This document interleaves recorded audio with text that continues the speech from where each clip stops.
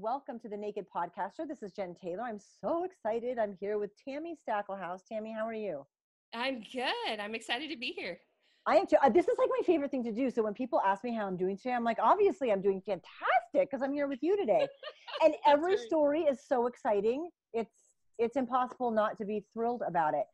So we're going to do something different with you today, though. Usually I start my podcast with where you are right now, because then I love going back and seeing the compound interest and domino effect that got you there. But everyone will understand why in the end we're not starting there. We're just going to jump back. And like I told you, I want you to start with wherever it makes sense for you. Awesome. So I have fibromyalgia. We'll start there. And I was actually one of those kids that was always sick. Stories my mom has told about me being a baby, not like digesting things right and changing my diaper and having to stick my butt under the faucet because it was like sand. Like, I know the kind of show this is, so I can say that. Yeah, So like I always had stuff going on. Like there was always issues with me. But you know, growing up as a kid in the 70s and the 80s, like we don't know what we know now. And I'm sure back then I would have been diagnosed with depression, and I would have been diagnosed with IBS, and like all of these things. I probably could have been diagnosed with fibromyalgia much, much earlier. But that wasn't the case back then. And so I wasn't. And fast forward through a bunch of years, and I ended up developing fibromyalgia after being in a very, very stressful job. I was the customer service manager, which meant I managed a call center. I managed technical support for a software company. You can just kind of imagine what that was like. If the phone rang, it meant somebody was having a problem or had some kind of a question or whatever. And after 9 years of that stress, my body just was done. It just was done. So you said 70s and 80s. When were you born? To give our listeners 71? Okay. And I know you were diagnosed in 2007. Right. After working 9 years at that job? Yeah. Yeah. Tell me about what else was going on in your life. Kids, marriage, outside stuff, any family relationships, stuff like that. Yeah. So I grew up with a great family. Like I didn't have any issues with my family. Like it was like the perfect childhood in many, many ways. But I had a lot of trauma medical wise, right? My mom talked about me needing to have my tear ducts opened. And back in, the early 70s, they didn't think that we needed to worry too much about anesthesia and all that other stuff because, like, you're a baby, you're not going to remember. But I think that stuff is stored, like, on a cellular level. And our little baby emotional psyches, like, like it's in there somewhere, I'm sure. And so fibromyalgia often is triggered by some kind of a trauma. And there's lots of studies that kind of go back and look at, if there was abuse in your childhood and how that translates. And I didn't have that from my family or friends or school necessarily or anything like that. I had that from the medical community. And it was all things that were done in the name of good medicine. Like, to not treat those things would have actually been a problem, but that doesn't mean it wasn't traumatic, right? So that was all my childhood. I was always a smart kid. I think almost everybody has like school stories, like the mean kids, like we all run into those. But in general, like there wasn't anything super traumatic. For me, it was just having a body that just wasn't quite made right. I always said for a long time, I would be like, if my body was like a car, I would have qualified for the lemon law by now. Like, sure. We have had too many like recalls here or something. And then the chronic stress of a super stressful job just kind of pushed everything over the edge. I was diagnosed in 2007. I was married in 2006. So I was only married about 6 months when I was diagnosed. I only worked at that stressful job about 2 months after I got married. My husband and I both were like, nope, we're done with this. Got me out of there.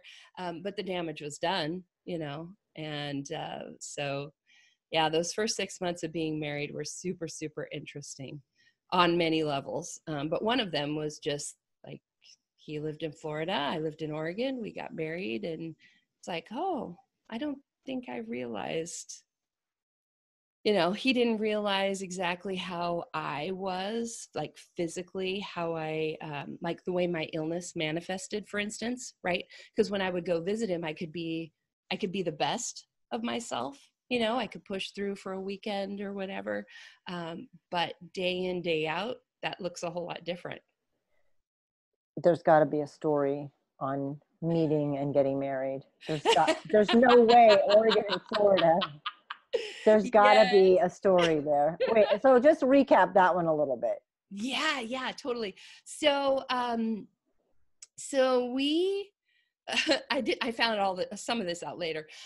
We actually both were on eHarmony at the same time.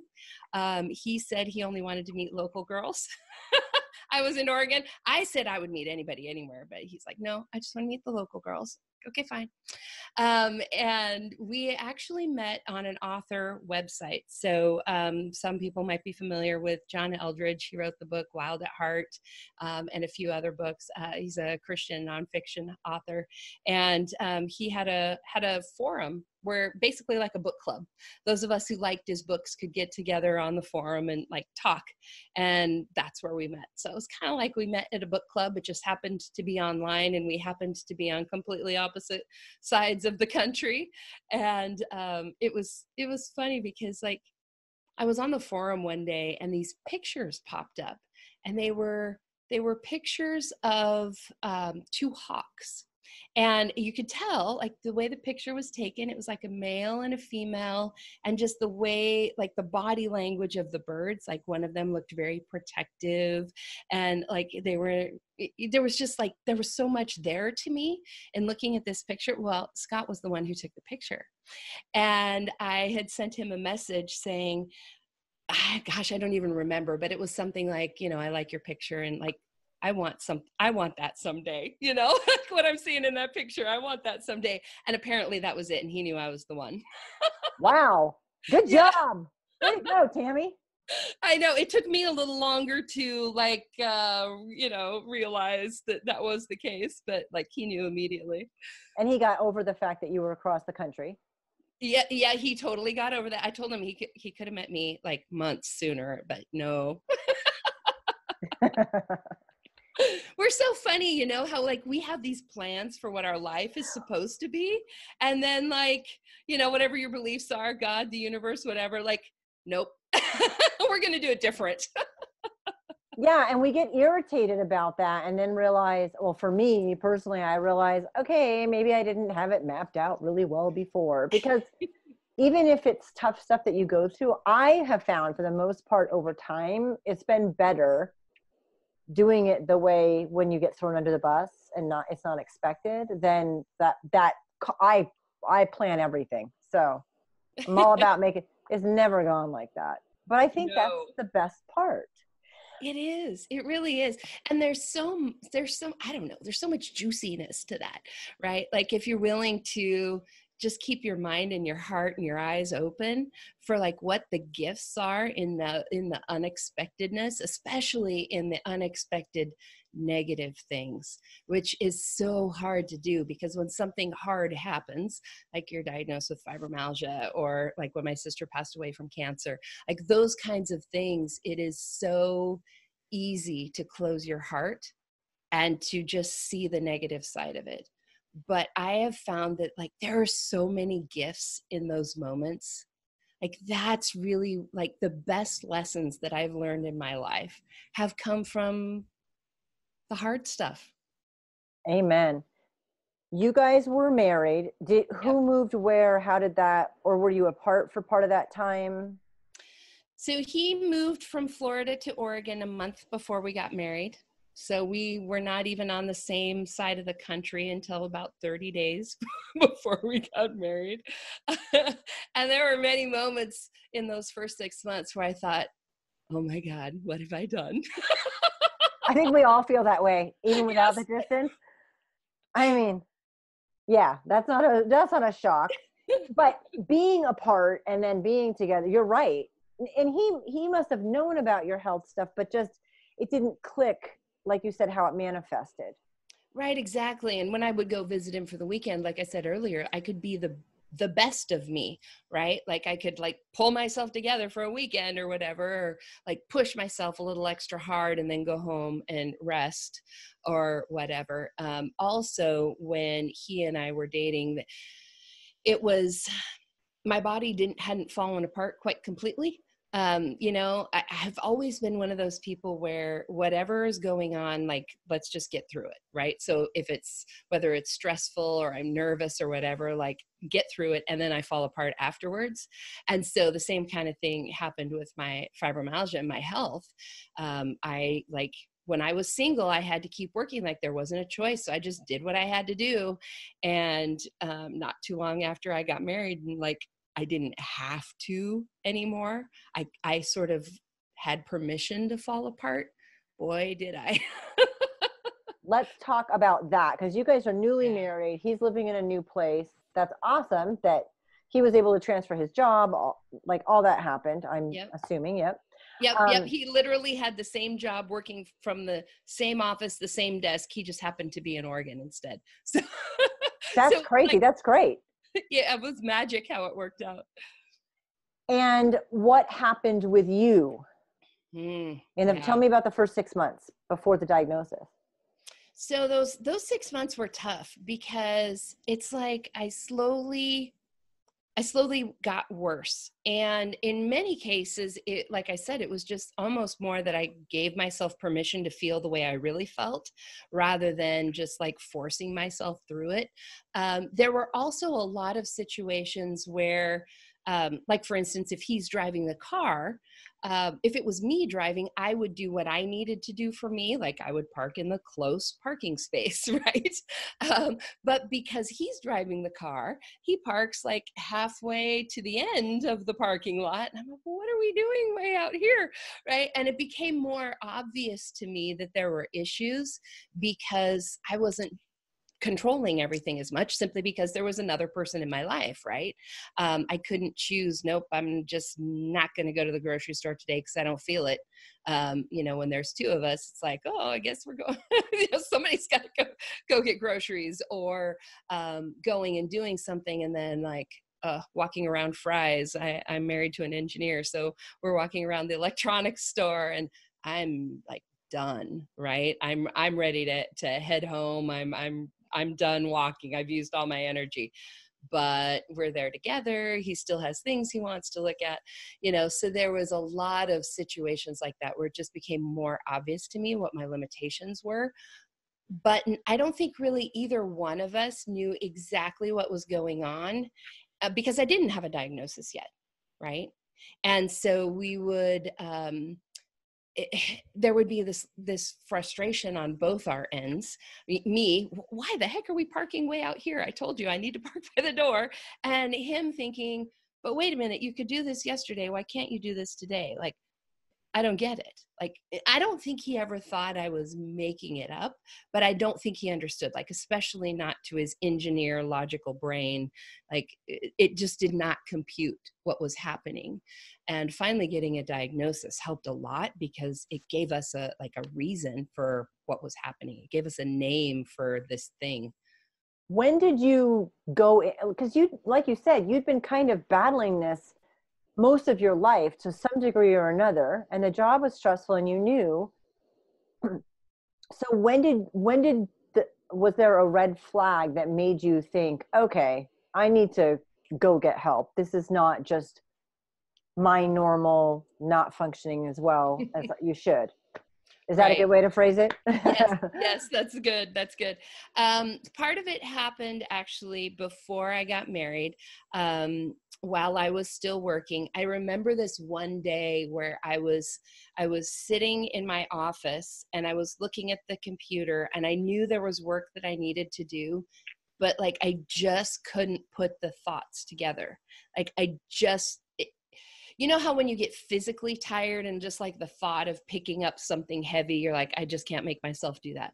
Only this was just like mental energy. Like I couldn't make myself think. It just took too much energy to even think. And I remember thinking that if I could just turn off the light and close my office door and like lay down on the floor for a second, like I would be out because I was so exhausted.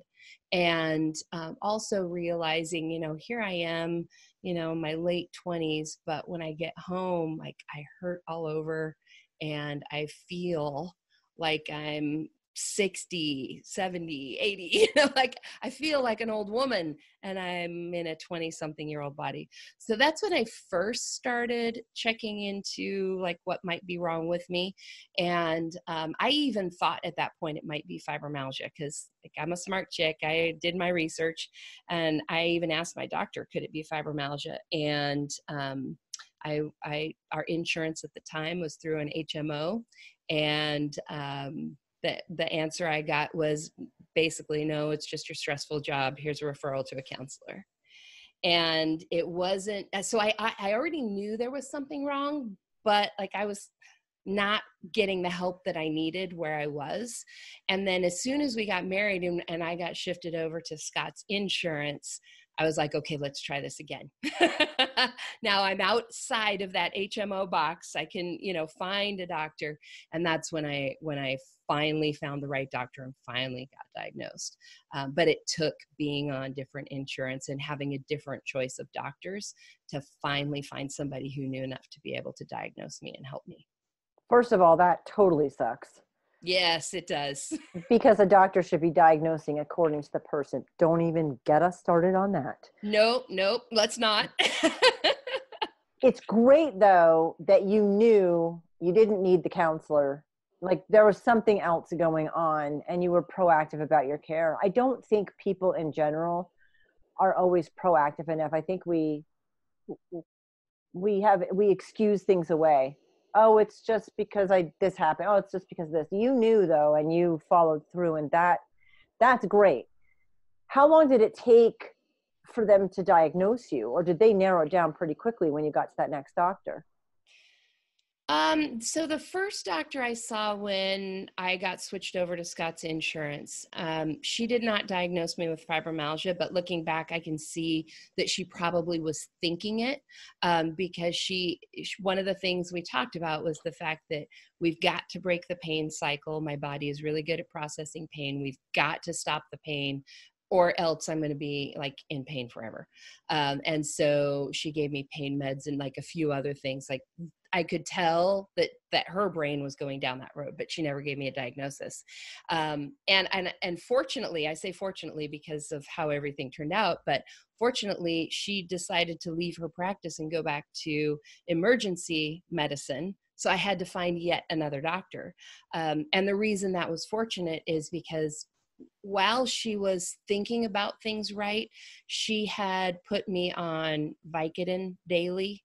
And I know if I had stayed with her, even though she had the right idea, that could have been bad news because long-term use of opioids causes its own issues, right?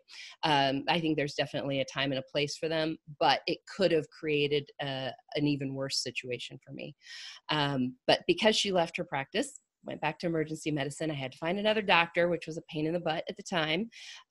And so it was really interesting. Like, I think it was so divine the way it all worked out.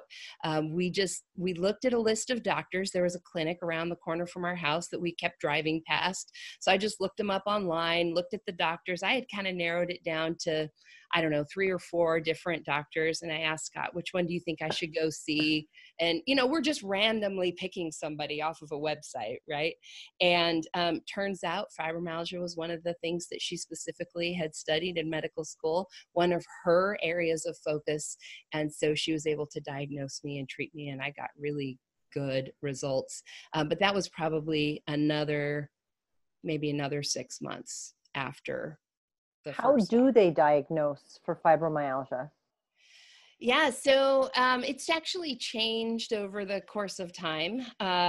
Right now, there are actually 2 blood tests that are approved by the FDA for diagnostic purposes. The first one has been around since like 2012. So they're still relatively new. Most doctors don't know about them. Not all insurance covers it, all of that. But there actually are 2 blood tests that some people are using. They also look at your symptoms, how long you've had symptoms, how severe your symptoms are. They look at your fatigue.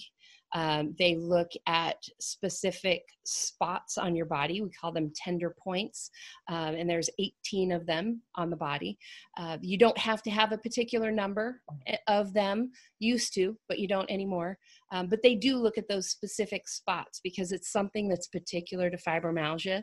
With us, those particular 18 points tend to hurt more than a normal person. And then the other thing that's super important that they look at is our sleep. If you have fibromyalgia, you have bad sleep. You wake up and you feel like you didn't sleep at all. Somebody ran you over in the middle of the night when you weren't looking. You know, if you don't have that, if you are like, oh, I've got all the pain, I've got all the fatigue, but oh my gosh, when I wake up in the morning, I feel like I got a good night's sleep, you don't have fibromyalgia. Like that is like a classic thing. So a lot of it is just like talking to the patient and understanding their symptoms, and also ruling out that it isn't something else. So a lot of the symptoms can also be caused by thyroid issues. So we check and make sure there's not a thyroid issue. You know, we check and make sure it's not lupus. We check and make sure it's not rheumatoid arthritis and all of those kinds of things. But we also look at the symptoms themselves, because you can have both. Like you could have lupus and fibromyalgia. So yeah. How fun would that be? I know. Yeah. I didn't realize there were blood tests. I wasn't sure how they checked. So, yeah. And now I'm going to go back to what the first doctor said, where like you have a stressful job, here's a therapist. Mm-hmm. That's not necessarily a bad thing with fibromyalgia, because it's usually the catalyst is a traumatic event. Yes. You and I were actually talking about this before we started recording, that there's always, I say always, but know that there's a little asterisk there. Like, you know, I can't say 100% of the time, but mostly there's some kind of a traumatic event, physical, emotional. It could be that you get really, really sick with a virus and just never fully recover, or you're in a car accident, or you had an abusive childhood, or whatever it is. My case, chronic stress plus all that medical stuff as a kid, you know, made the magic combination. So yeah, there's always something like that. So yes, going to a counselor can be super helpful, especially if there's some kind of a traumatic trigger, especially an emotional traumatic trigger.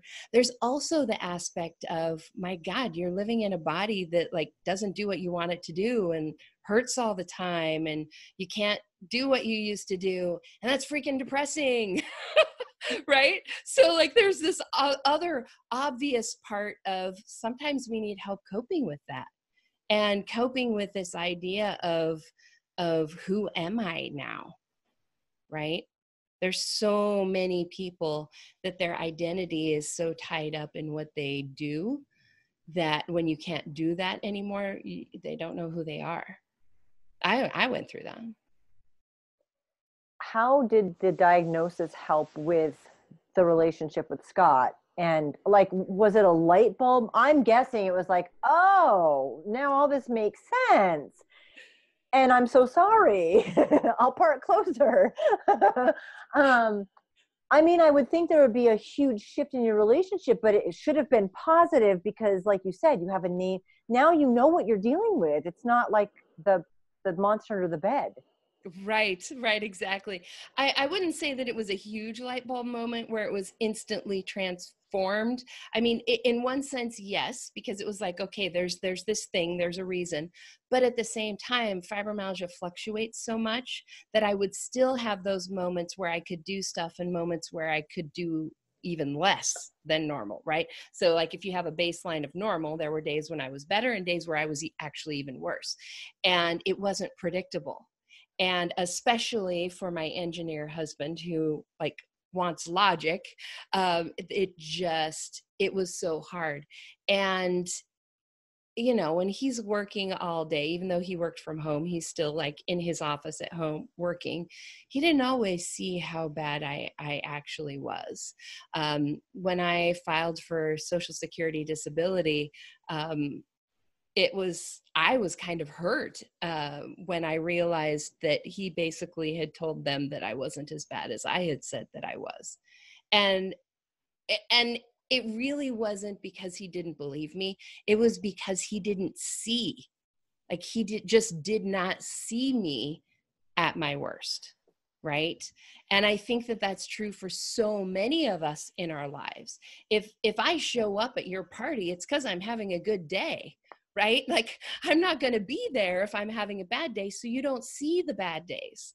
And that makes it really tough for the people around us to really get that picture. Cause it's embarrassing. It's I don't know. We don't want to show it. Right. I imagine not. And it would be frustrating for the person on the other end. I get that. That would be very difficult on both ends. Did you get the disability? So, no, I didn't, but it is a happy ending. Like most people, I filed for disability and immediately got a denial. Like the first 2 denials are like almost guaranteed. The people who are processing that paperwork are literally admin people with no medical training who are just processing paperwork. By the time I got to the point where I was actually in front of a judge, I was actually so much better that I no longer qualified. Wow. So no, I did not get my disability, but it was good. It was for a good reason. Yeah. I mean, that's great. That is a good habit. Plot twist. Wow. Okay. So I just assumed that you got it. And okay. So you didn't get the disability, and how long a period you get the diagnosis and you get you get turned down for disability? How much time had passed? I was diagnosed in 2007. I filed for disability in 2008. And by the time I got in front of a judge, it was 2010. So it takes about 2 years to get to that stage, which is why like it's so hard for so many people. I mentioned earlier my sister passing away from cancer. Like she was approved after she died. So like, yay. The system is so messed up. That's a whole that's horrible. Okay. whole nother podcast. Okay. So yeah, from the time I was diagnosed to the time that I was in front of the judge and was better was a total of 3 years. What were you doing in those 3 years, young lady? Because a lot of people okay, I'm going to defer to you because I'm certainly not the expert. You've gone through traumatic events and you have fibromyalgia, and it probably is a whirlwind and you never know what to expect. And you turned it around somehow. You were so much better in a couple of years. So what were you doing, and how involved was Scott? Because I don't know anything about that, but I'll ask you ahead. Yes, absolutely. So, so I was diagnosed in 2007. I left the doctor's office with a handful of prescriptions and a list of supplements to buy. And, you know, I just kind of tried to do my best. Obviously, it wasn't a miraculous answer because a year later I filed for disability, right? So obviously that wasn't the answer. And then a year after that, at the end of 2008, beginning of 2009, I like just had one of those moments where I just had like this flash of what my life, like what was ahead of me.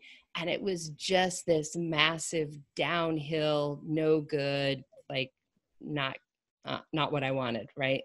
And so like we were trying these medications. I was still having a lot of pain. I was still so fatigued. I had tried working and had to quit working because either I physically couldn't do it, or like one of the jobs I got fired because I like really screwed up. So like, you know, like there were obvious reasons why I filed for disability. It just wasn't working. And I had that moment where I'm like, my future sucks if I don't do something, right? Like something has to change. So I made an appointment with my doctor. I went in to go see her, and Scott went with me. And I just told her what I just told you. It was like, I had this vision of my life. It's all downhill from here. I don't want that. What do we do?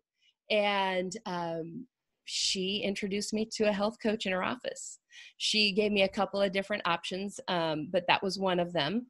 We talked in typical conversations, right? Like we talked about losing weight, we talked about all the different things. But one of the things that she mentioned was the fact that she had a health coach in her office and I could work with a health coach. And it was the one thing, like some of the other things she mentioned, like, yeah, I tried that. Yeah, I tried that. Yeah, I tried, that did not work. But I haven't tried this. So let me try and see, like, what have I got to lose? And I started working with the health coach in January of 2009. And it was that year that made the difference. That was the thing that by 2010, I no longer qualified, because that health coach helped me implement all the things my doctor had been telling me to do all along, right? Like how to take care of myself better and how to change my diet and how to get to bed earlier and like all of the things. And that was when stuff turned around for me. The doctor was great then. It was just the implementation of it, or the accountability, or I mean, both. I think sometimes it's the excellent explanation and the delivery too. I can say, go to bed earlier, and you can say, okay, like it doesn't mean one time ever. So, yes, I will do that tonight. Right. Yeah. And she made a huge difference because she was kind of keeping you accountable, and you had somebody a coaching relationship. So I brought up therapy earlier on purpose because I knew about this. I think that there are a lot of modalities that work different. There is the medical, there is therapy, and there is coaching. And coaching can be a really fantastic bridge between all of that. The person doesn't have to be licensed as a doctor or a therapist to have a lot of the information, but there's a much closer relationship. Do you feel that way? 100%. So when I did go to a couple of counseling sessions, and it was mostly, we talked about my job and like how I could handle things differently. But we were really looking at specific triggers in my life. When I was working with my health coach, it was so much more all-encompassing, and it was so much more practical. So it was things like, okay, I'm pushing myself and not getting enough sleep every night. I'm a night owl, but I end up having to get up and do these things. How do I do this? And we would brainstorm. We would talk together about, okay, I need to turn off the TV earlier at night, and all of those little things. And then talking to my coach every single week. That's another thing. Like just every week she was in the middle of my life. She knew what questions to ask me, right? To make sure if I was really doing the thing. And it, kind of still keep me moving towards the future. So often I think, and I have nothing against counseling, it is absolutely the right choice in many cases, but so often it's looking backwards, and coaching is very much about looking forward. And how do I how do I do these things that I want to do right now? So, changing my diet. How do I do that when I'm going to a party tomorrow, or it's my birthday and grandma's making birthday cake, right? Like how do I do these things? And then really brainstorming and making a plan and strategies for how to do what I want to do. And to me, like that was the missing piece. Your doctors just can't do it in a 15-minute appointment. They just can't. Exactly. Well, and their job is to diagnose it, and their job isn't to be a coach. So Right. and I loved that therapy is looking backwards and coaching is looking forward. That is the biggest difference. And it isn't that therapists don't sometimes look forward or coaches look backwards, but yes, so true. And weekly, you were definitely accountable to answering some questions. That would put you on the spot. I mean, you can't just go to bed early once, ever. Right, exactly. There was a point, oh my gosh, I totally forgot about this. There was a point where I actually had to text her when I was going to bed at night. Like literally every day, text her and say, I'm going to bed now. You were naughty. I know you were naughty. Yes, I was naughty. You got it. A little I needed stubborn. a little extra. But things got much better. How fast did you start to see? Well, I have a couple questions. One, how fast did you start to see results? Because in a year, you went from disability to no, that's pretty huge. It is. And you were meeting her weekly for the whole year. And how much did you change your diet? What did you change it to? What were your triggers? Okay, go. All right, awesome. So I did not work with her weekly for the entire year, but most of it.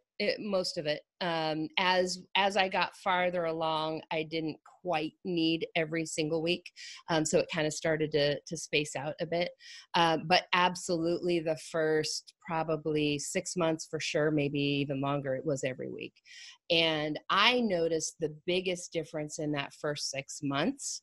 The second 6 months, there was still improvement, but it wasn't quite as dramatic. So that first 6 months, I literally went from where I was in the middle of filing for disability, that moment of, oh my God, I've got to change my life or it's not going to be good, to 6 months later, my husband and Scott and I had been talking about going to this conference, and we were thinking about being health coaches because we were seeing so much change in my life. And we thought about going to this conference, and we were having the conversation about how do I participate in the conference? Like, if we're going to go there, how do I make sure I can actually like attend the classes and do the things? So we were talking about, do we need to rent me a wheelchair? So I'm not using all my energy just getting from room to room, right? I can actually like have energy to participate. And within about 6 weeks of that conversation, we went to the conference. I did not need a wheelchair. I was actually dancing on stage at one point. It was crazy. And the biggest change that I made during that first 6 months actually was my diet.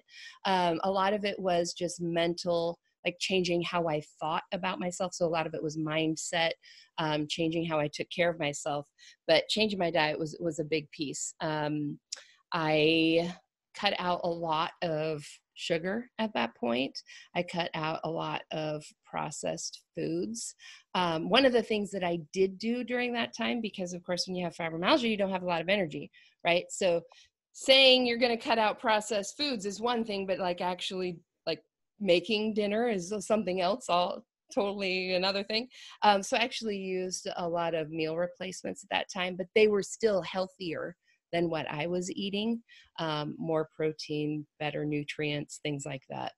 And really just changing the nutrition that my body was getting so that it had the building blocks to be able to feel better, right? Like our bodies are designed to heal. We were made to be able to heal. But in order to do that, we've got to have the right materials. We've got to have rest. We've got to have nutrients. We've got to have protein. We've got to have the building blocks. You know, you can't build a house if you don't have the lumber. So, yeah. How did Scott's diet change with yours? He was pretty on board with all of this, I'm guessing. He was definitely on board when we would eat together. We usually were on the same page, but most of his day we did not eat at the same time. So, you know, he still was doing his McDonald's and some of those other things.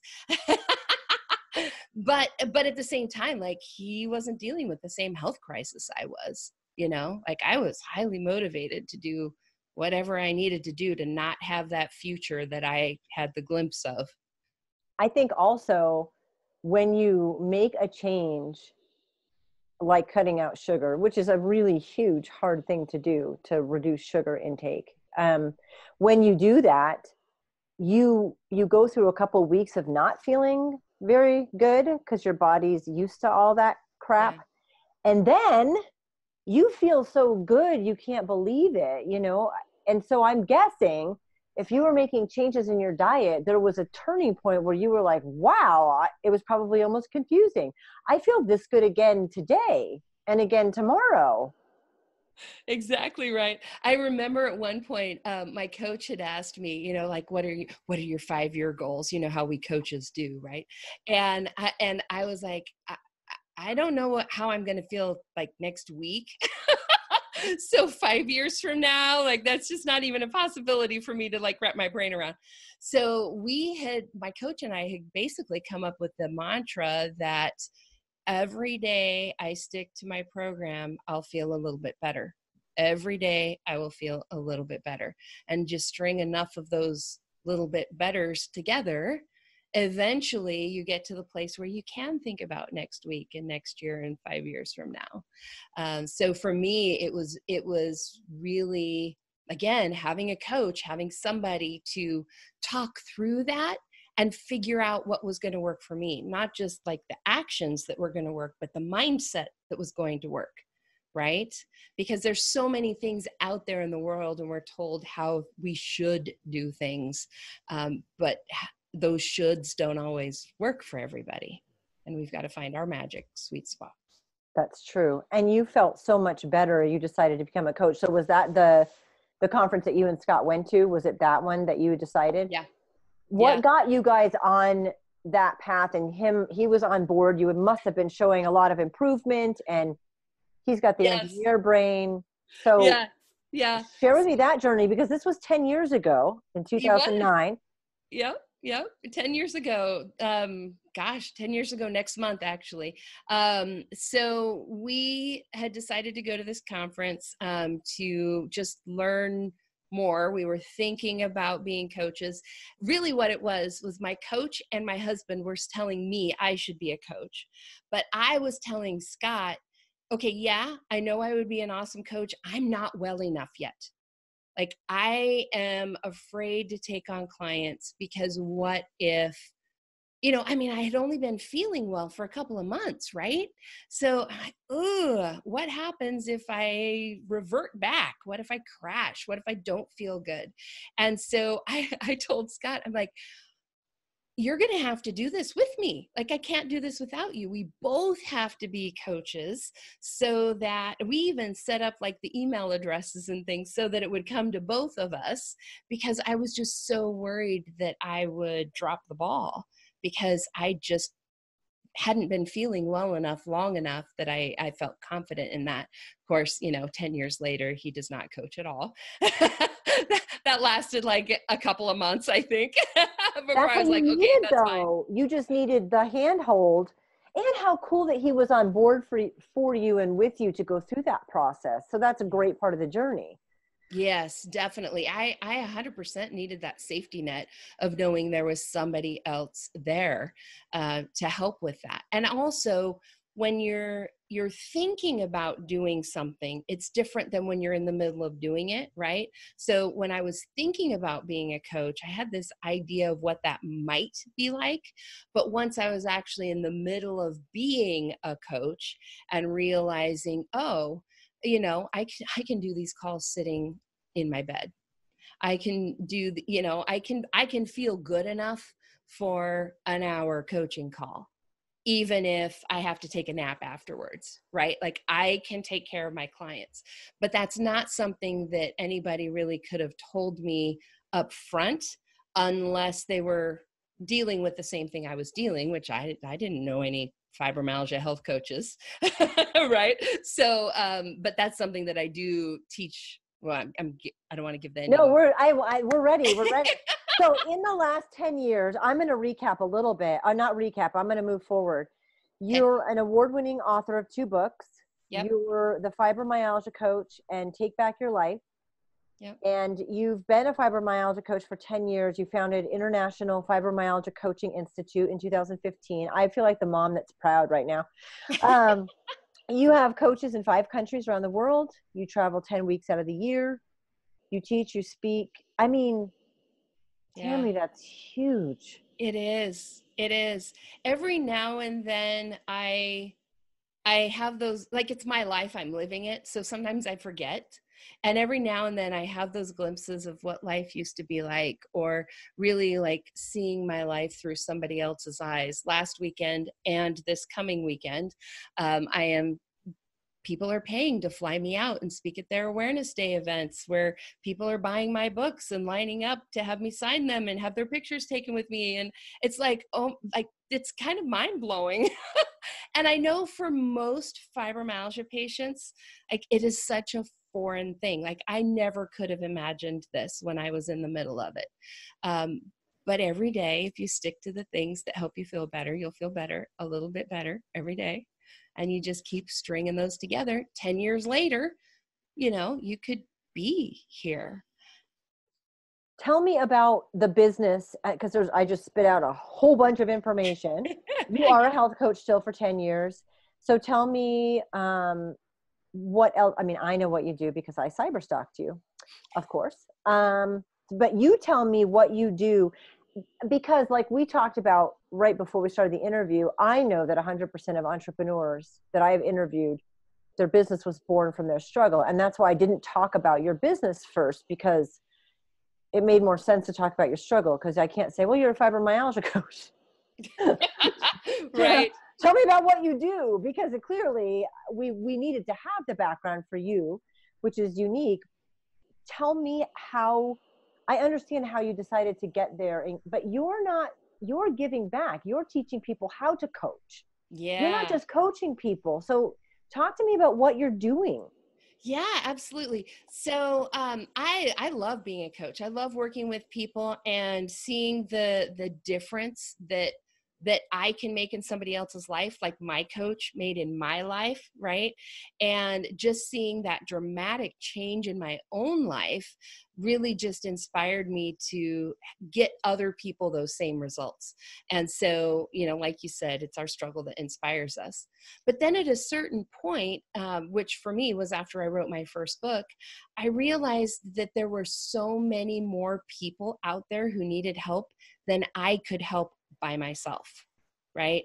There's just only so much of me, especially with fibromyalgia, right? Like, there's only so much of me. There's only so many hours in the day. There's only so many people I can help.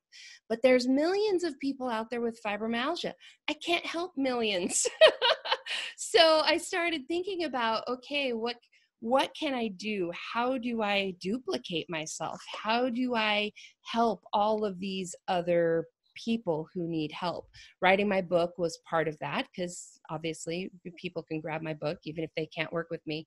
But I also realized that I literally needed to duplicate myself. I needed to create more people like me doing the work that I do. So in the fall of 2015, I was like, all right, let's just see what happens.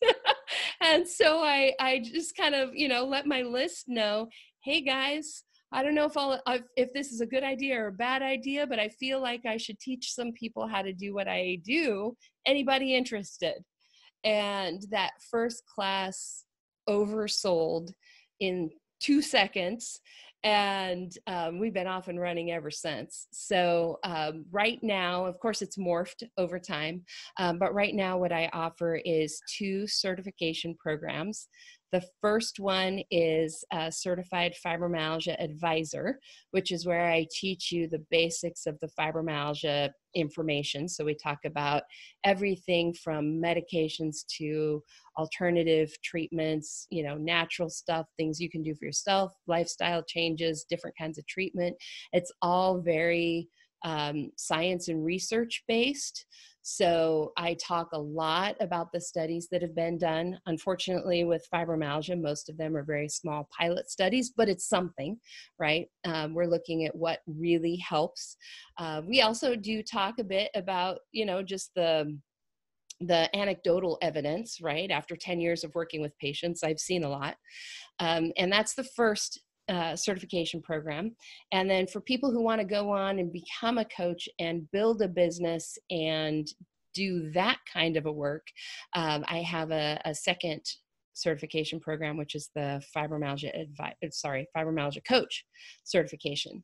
And, depending on whether people are wanting the fibro knowledge so that they can run support groups or have a nonprofit or have a blog. Like sometimes they just need that first part, or if they're already a coach and they just need to learn the fibro part, or if they're a patient that wants to learn how to feel better on their own, sometimes they just take the first class. But the second class is also there to really teach you how to do the work that I do. And people are lining up to become coaches.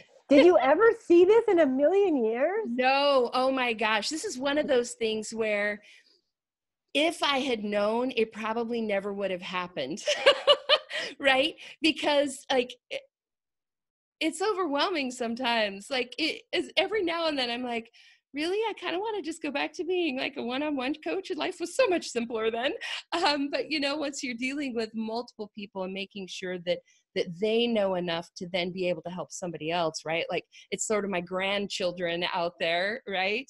In terms of reach, which is both good and bad, right? It's good because I'm getting to help more people, but it's bad from the perspective of there's more that I have to do to make sure that the people who are helping them know the right things to be able to help them properly, right? So there's more on me, I think more responsibility on me than if I was just helping each person individually, because then it's just me, right? And it's just like, it's just so much more complicated. We've got coaches now in 5 different countries around the world. I've got a couple of students in my class right now. When they graduate, it'll make 7 countries. So like there's different laws, there's different like what's available in your country. Not all of the FDA approved fibro meds are even available in all countries. So there's this level of complexity there that is kind of insane. So yes, if I had known, we might not be here. And that's the beauty of it, right? Is you just have to know the next little step. Like you just have to know the next piece and just kind of follow where it leads. You've maintained the diet and you've maintained feeling good for the last over 10 years now. And it just keeps getting better. That's the part that blows my mind, is even in the last few years, there have been things where I'm still seeing improvement in how I feel. One of the things I used to do a couple years ago is I would automatically take pain medication when I would travel, being on an airplane, sleeping in hotel beds. Like it was just really a recipe for having fibro pain. And so I would just sort of preventatively take that medication. I would take a pain pill before I got on the airplane, for instance. And about 1.5 years ago, I realized while I was getting ready for a trip that I didn't have enough to do that and didn't have time to refill my prescription before the trip. So I thought, ooh, gosh, okay, this will be scary, but let's just see how I do. And, I only actually had to take it a couple of times, and now I don't have to take it at all. But, there's still these little improvements, still things that I learn, still ways that even I grow. So it's like, I'm still expecting to get even better yet. I think that's a great place to end. Yay. Thank you, Tami, so much for being on, and all of your information will be in the show notes so people can find you. You have a podcast, you have 2 books. 2 books? 2 books. Okay. Well, I didn't know if there was 2 award-winning, but then like 5 others that just... No, they're all good. Yeah, I didn't want to assume. Book 3's not out yet, so there's only 2. Okay. and lots of experience in like every aspect of this. So thank you so much for sharing your story. You are so welcome. It's been so much fun.